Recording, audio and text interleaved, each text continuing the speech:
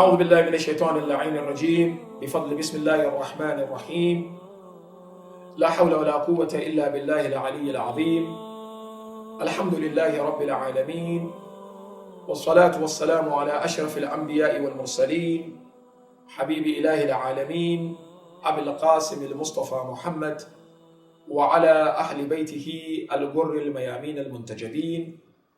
Assalamu alaikum, my dear brothers and sisters, lovers and followers of Abba Abdullah Hussein wa rahmatuhu wa barakatuhu. Once again, we thank Almighty Allah subhanahu wa ta'ala for giving us this opportunity to have this discussion on the personality of one of the companions of Imam Hussein salawatullahi wa salamuhu alayh. Remember, mu'mineen and mu'minat, Karbala became a Karbala because of the positions that the true and sincere companions of Abba Abdullah Hussein alayhi alaf al-tahiyyat wa thana took.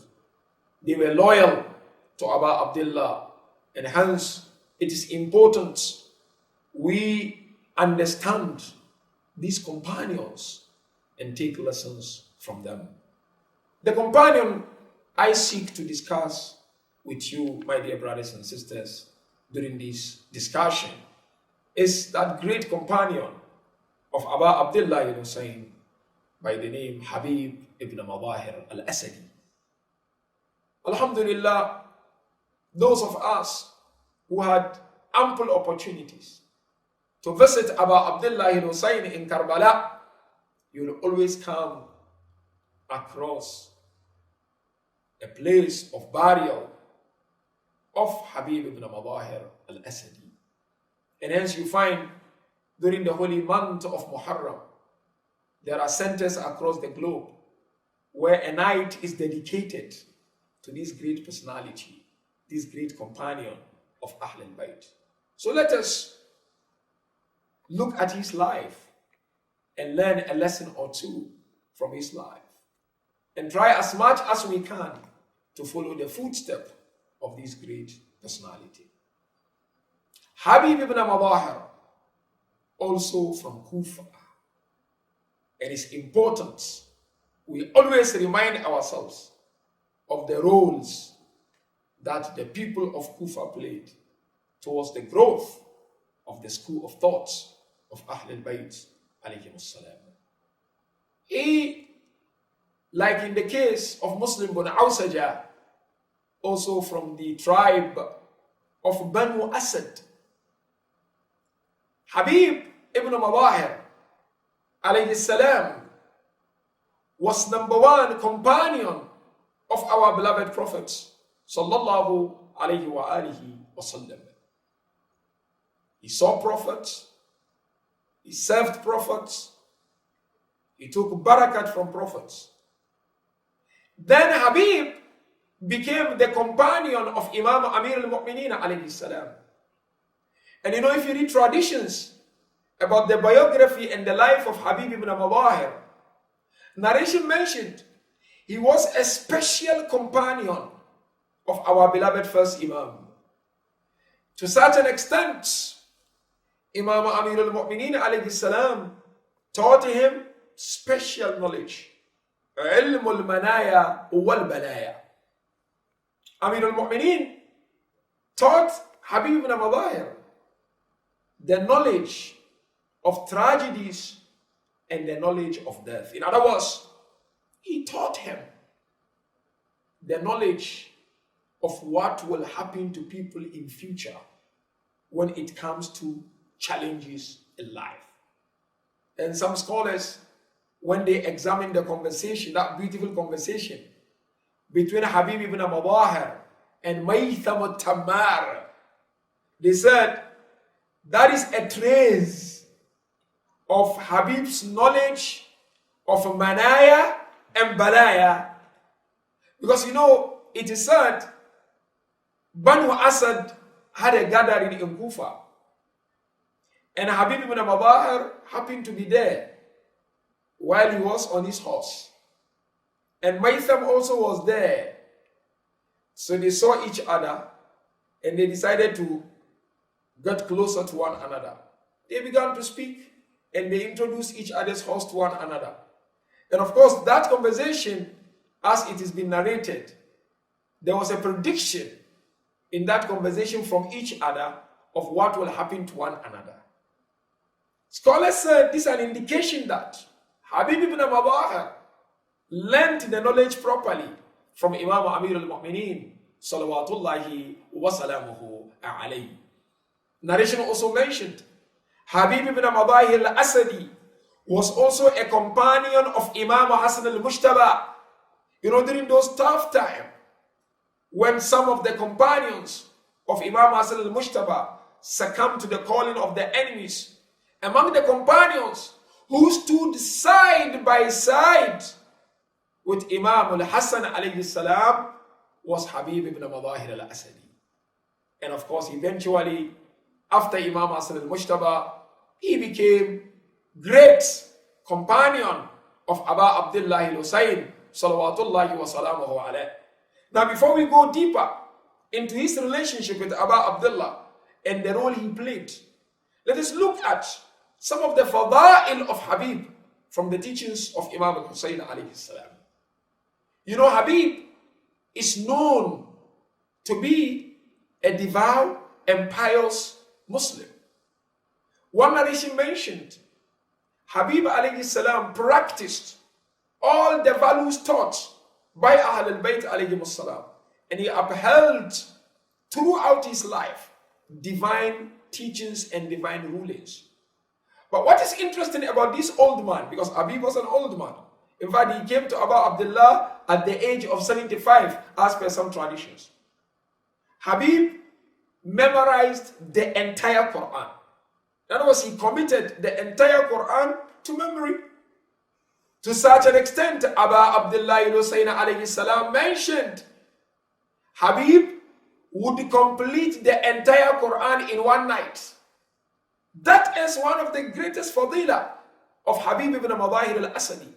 And of course, not to belabor the point on this, lesson for all of us to learn, young and old. This is the beauty of this great personality. A narration mentioned Habib's life was between ubudiyya, servitude to Allah subhanahu wa ta'ala, and demonstrating his loyalty and wilayah for Ahl al-Bayt alayhim alaf al-tahiyyati wa-thana. Now, Hazrat Muslim bin Aqil arrived in the holy city of Kufa, as mentioned by narrators. Muslim bin Awsaja supported him. Likewise, Habib ibn Mudhahir was in Kufa when Muslim bin Aqil arrived in Kufa.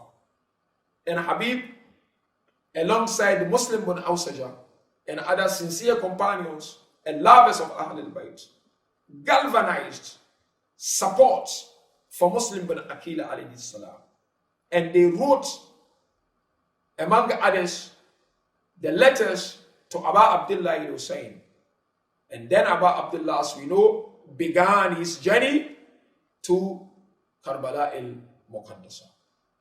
Habib, like in the case of Muslim bin Awsaja, managed to hide in a safe place from the enemies. And he refused, like any other great lover of Ahl al-Bayt, to pay allegiance to Yazid and Banu Umayyah. Now, Habib ibn Mudhahir, my dear brothers and sisters, arrived in Karbala to meet his beloved master and savior. Narration beautifully mentioned, when Habib arrived in Karbala, Sayyidah Zainab praised the Habib, and Sayyidah Zainab said, "Welcome, Habib, the reciter of glorious Quran." But now what is interesting is that when Habib met Abu Abdullah, my dear brothers and sisters, narration mentioned the first thing he asked Abu Abdullah was for Abu Abdullah to grant him permission to go and invite his tribe to join the camp of Abu Abdullah al-Hussein. Abu Abdullah said, permission granted.